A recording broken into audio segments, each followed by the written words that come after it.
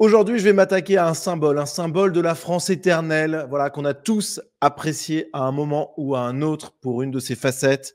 Jean Lassalle. Jean Lassalle qui, on l'a appris récemment, va conduire la liste des ruraux et des chasseurs aux prochaines élections européennes, la liste Alliance Rurale. Alors, qu'est-ce que c'est que cette liste qui paraît à première vue plutôt sympathique? Voilà, ça sent le terroir, ça sent l'apéro, ça sent la charcuterie, bref. Qu'est-ce que c'est au fond? Eh bien, on est quand même assez éloigné de ça. Regardez donc cet article du Monde, hein, assez classique en apparence, élection européenne 2024. La possible éruption d'une liste ruralité rebat les cartes à droite et à l'extrême droite. Tiens, ça serait donc quelque chose qui menacerait la droite. Et regardez surtout l'élément fondamental de cet article, une liste donc avec le discret soutien d'Emmanuel Macron. La manœuvre politique est évidente, il s'agit de siphonner une partie des voix du Rassemblement national, mais aussi de toute la droite, en mettant une liste qui capte des voix venant de la France périphérique, de la France des chasseurs, etc. La France des terroirs, comme disent les Parisiens. Bref, c'est une manip politique évidente.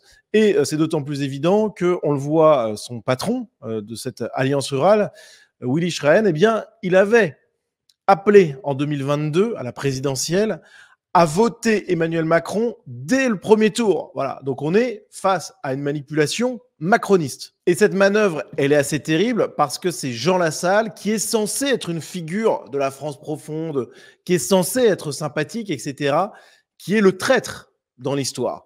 Et Damien Rieu qui a tweeté là-dessus en prenant une photo d'Emmanuel Macron qui accompagne Jean Lassalle, hein, donc finalement son poulain hein, dans ces élections européennes. Quand je pense à tous les gens qui se sont fait avoir par le personnage rural sympathique de Jean Lassalle.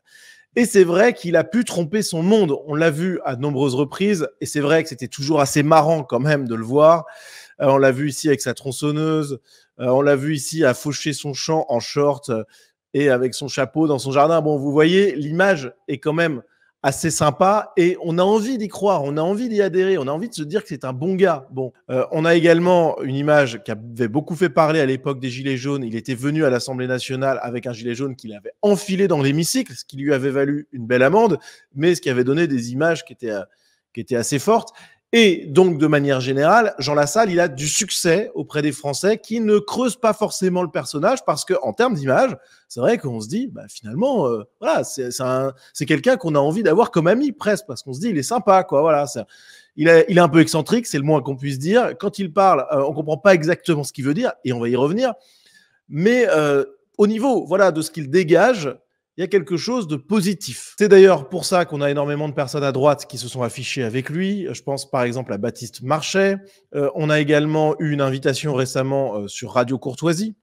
On le voit ici dans les locaux. Et je dis pas ça pour accabler qui que ce soit, parce que c'est assez logique d'avoir cette première impression de Jean Lassalle où on se dit, voilà, c'est un chic type, voilà un mec qui vient vraiment du terroir, voilà quelqu'un qui représente la France éternelle. Bref, c'est normal dans un premier temps de ressentir de la sympathie envers Jean Lassalle. Le problème, c'est qu'une fois qu'on creuse, qu'on rencontre le personnage, qu'on lui parle, qu'on échange avec lui, ce que j'ai fait, donc je parle en connaissance de cause, eh bien on se rend compte que, alors, soit il est complètement loufoque, soit il est idiot, soit potentiellement, et là, ça nous pousse un peu à penser ça, bah, que c'est un traître ou quelqu'un qui est faible idéologiquement, quoi. C'est le moins qu'on puisse dire. Alors, avant de parler de ça, quand même un petit détour par ce tweet à Discordier qui relaie ici quelque chose qui se sait. Voilà, c'est pas un secret absolu, hein, donc je me permets de reprendre son tweet. Jean Lassalle, tout le monde connaît son comportement auprès des femmes. Les fois où je l'ai croisé, on nous conseillait de ne pas se retrouver seul avec lui.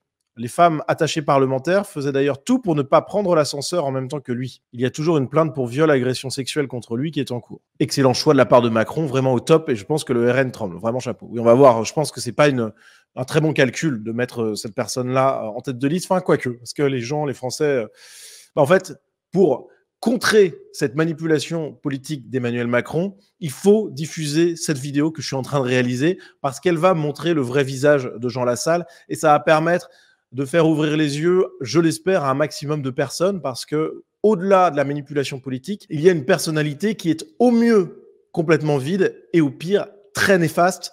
On va le voir. Alors, déjà, Jean Lassalle, concrètement, politiquement, qu'est-ce que c'est? Aux élections présidentielles de 2017, On voit au second tour, sa consigne de vote, ni Macron ni Le Pen, il appelle à voter blanc. Et là encore, on est dans une manipulation politique, alors peut-être inconsciente, j'en sais rien, en faveur d'Emmanuel Macron. Pourquoi ça? Parce que Jean Lassalle, quand il appelle à voter blanc, les gens qui vont l'écouter, qui vont prendre cette consigne en considération, ce ne sont pas de potentiels électeurs d'Emmanuel Macron, ou alors très marginalement. Ce sont avant tout des potentiels électeurs de Marine Le Pen. Donc quand il appelle à voter blanc, en fait, ça revient à renforcer le vote Macron. C'est au mieux du mieux un refus immature de s'engager politiquement et au pire du pire, une manipulation, une manœuvre politique. J'ai eu, je ne sais pas si c'est la chance, le plaisir, c'est une expérience en tout cas, j'ai échangé déjà avec Jean Lassalle à 2 reprises et je l'ai même interviewé assez longuement et j'ai très vite compris qu'il était complètement à côté de la plaque. Est-ce que c'est de la stupidité? Franchement, je pense que oui. Voilà, c'est terrible ce que je dis. Donc là, je me mouille un peu, c'est une attaque un peu personnelle et tout. Mais je pense véritablement que Jean Lassalle est simplet. Voilà. Ça doit être très sympa de passer une soirée avec lui, il n'y a pas de souci. Mais je pense qu'il a un peu de mal à comprendre ce qui se passe. Ses propositions politiques sont complètement loufoques. Elles n'ont aucun sens. Voilà. Écoutez les discours qu'il tient lorsqu'il se présente pour les campagnes présidentielles et compagnie. C'est du délire. Voilà, je sais pas comment vous dire. Ça n'a pas de sens. Vraiment, moi, ça m'avait choqué de discuter avec lui. Alors, j'avais fait un reportage pour Brésinfo à l'époque. C'était dans une commune de Loire-Atlantique où il était en conférence à quelques semaines, je crois, du premier tour de l'élection présidentielle. Et je lui avais posé quelques questions simples. Alors, une question sur la Bretagne et 2 questions sur l'identité, le mal-être identitaire des Français. Et à chaque fois, je me suis retrouvé confronté à quelqu'un qui visiblement, alors j'ai vérifié, hein, il n'avait pas picolé avant et tout, hein, il y avait une conférence, enfin peut-être avant la conférence, mais en tout cas, il y avait du temps qui avait passé parce qu'on raconte qu'il est un petit peu porté sur la boisson. Bon, là, objectivement, ce n'était pas du tout le cas. C'est juste qu'on est confronté au néant Jean Lassalle. Voilà. Derrière cette belle image, il y a quelqu'un qui est vide. Et j'ai toujours eu un peu de scrupule à l'attaquer publiquement. J'ai fait plusieurs publications sur Twitter à des moments divers et variés quand il revenait au centre de l'attention à droite. Voilà, pour moi, c'était quelque chose d'important d'avertir les gens pour éviter de tomber dans le panneau. Mais j'ai toujours eu un peu de scrupule à le faire parce que c'est quand même quelqu'un qui présente bien. En plus, il a un énorme capital sympathie, donc c'est un petit peu un sacrilège de s'attaquer à Jean Lassalle. On a beaucoup à y perdre et peu à y gagner. Mais bon, je le faisais quand même parce que c'est mon truc. Moi, j'aime bien dire les choses comme je les pense. Et mais bon, voilà, ça prenait jamais vraiment cette critique. Il y a que Damien Rieu quand même, faut le noter. Là, on voit ce tweet-là qui est récent, mais ça fait un moment qu'il critique la fascination complètement folle de la droite pour Jean Lassalle, qui, quand on regarde le fond de son programme, enfin le peu qui est cohérent, on se rend compte que c'est un mec de gauche en fait. Et pour vous en convaincre, eh bien, je vous propose qu'on écoute un extrait de cet entretien que j'avais réalisé en 2017, ça remonte maintenant. Je lui parle des Français qui critiquent l'islamisation du pays. Écoutez sa réponse, c'est absolument lunaire. Aujourd'hui en France, il y a 61% des Français qui considèrent que l'islam n'est pas compatible avec les valeurs françaises. Qu'est-ce que vous dites à ces 61% de Français? Mais je leur demande, qu'est-ce que vous voulez faire? La réalité est celle-là. C'est parce que nous n'avons pas su appréhender, nous n'avons pas su anticiper ce problème. Nous nous sommes mis à guerroyer dans tous les sens depuis 50 ans. Et ce qui devait arriver est arrivé. Il y a un arc électrique qui s'est introduit, qui s'est installé de part et d'autre de la Méditerranée, et aujourd'hui c'est invivable. Donc je crois que dans un premier temps, il faut retirer nos armées du Moyen-Orient parce qu'on ne fait qu'exciter tout le monde. Cette excitation vient sur Paris et touche l'ensemble du pays. Nous vendons des armes à nos pires ennemis. Et dans le même temps, il faut engager, prendre une démarche, une initiative diplomatique sans pareil. La diplomatie française a été une des meilleures du monde. Il n'y a pas de raison qu'elle se soit fanée. Et je vais créer la 4e arme, celle qui permet de lutter contre la cybercriminalité au lieu de faire des moulinets dans tous les sens. Et à partir de là, je vais engager un grand plan de transmission du savoir pour tous les jeunes de France, qu'ils soient là depuis 5 siècles avant Vercingétorix, où ils sont arrivés, cette vie serait égale, à condition qu'on apprenne en français. Je sais qu'il y a 14 ou 15 générations dans certaines classes parfois, il faut faire ce travail pour apprendre le français. Ensuite, on apprendra deux langues. Et si on veut apprendre l'arabe, on apprendra l'arabe.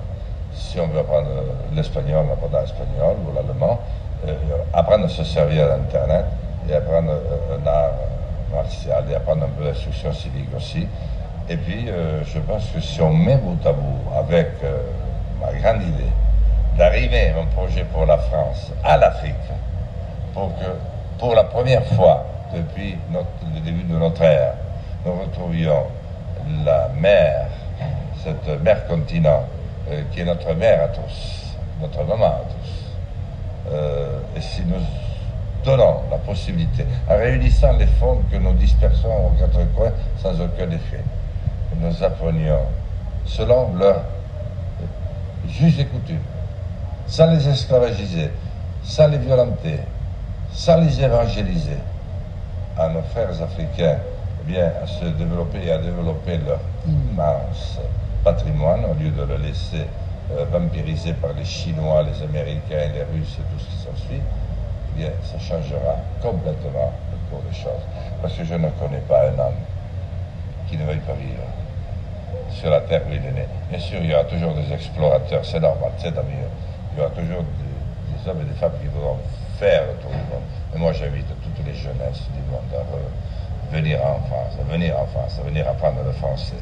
Et c'est la meilleure manière de juguler ce mal. Sinon, ce sera la guerre et des torrents de sang qui emporteront notre jeunesse. Donc voilà, c'est objectivement complètement fou. Si je résume sa pensée, premièrement, l'islamisation de la France, c'est la faute des guerres occidentales. Voilà, c'est la faute des méchants français, des méchants européens. Bon, ça, c'est un grand classique ethnomasochiste de la gauche. C'est la pensée de gauche très claire. La faute, c'est uniquement celle des Français, des Occidentaux, absolument pas celle des mecs qui viennent envahir le pays. Bon, déjà, vous voyez un peu l'univers mental. Ensuite, il part dans un délire qui n'a aucun sens sur la cybercriminalité. Ok. Après, il parle d'un plan de transmission du savoir pour les jeunes afin qu'ils parlent le français. Bon, on apprend déjà le français à l'école, hein, Jean, mais bon, pourquoi pas. Ah, il parle quand même de la possibilité d'apprendre l'arabe. Voilà. Hein, bon, je sais pas en quoi ça va permettre de lutter contre l'islamisation de la France. Hein. Et puis après, alors là, complètement fou. Il dit qu'il veut se tourner vers la mer Afrique. Voilà, avec un grand plan de coopération. Enfin, c'est extrêmement flou, évidemment, mais alors là, tropisme africanophile démentiel qui rappelle là encore la gauche. Ensuite, il a un petit moment de lucidité. Il déclare tout le monde veut vivre sur la terre de ses ancêtres. Et puis ensuite, immédiatement après, il invite tous les jeunes du monde à venir en France. Voilà. Et sa recette miracle pour le vivre ensemble, c'est que tout le monde parle français. Bon, ça n'a aucun sens. Vous voyez que si on essaye de passer outre déjà le néant absolu, quand on creuse un peu et qu'on essaye de donner du sens à ces mots qui partent un peu dans toutes les directions, eh bien, on voit un discours ultra-gauchiste qui, finalement, amène à encore plus d'immigration en France. Donc, sous ces dehors un peu pittoresques, ruraux et compagnie, Jean Lassalle, c'est un gauchiste, en fait. Et un gauchiste incohérent, débile. Franchement, je le dis, parce que là, voilà, il faut dire les choses une bonne fois pour toutes. J'ai rarement ressenti autant de malaise face à un homme politique que face à Jean Lassalle. De tous les hommes politiques que j'ai côtoyés, c'est celui que j'ai trouvé le plus bête, le plus vide. Voilà, je suis désolé, je rentre un peu dans l'art, mais il faut se dire les choses. Ça n'empêche pas que par ailleurs, c'est sans doute quelqu'un de très sympa et avec qui on doit bien se marrer autour d'une bonne bouteille dans sa maison, dans son Béarn. Ok, pas de souci. Mais là, on parle de politique. On parle de sauver ce pays et notre civilisation européenne. Donc bon, il y a un moment où il faut être sérieux. Avec cette liste des ruraux et des chasseurs, Jean Lassalle, il est entré, que ce soit de manière consciente ou non, dans une manipulation politique contre la droite.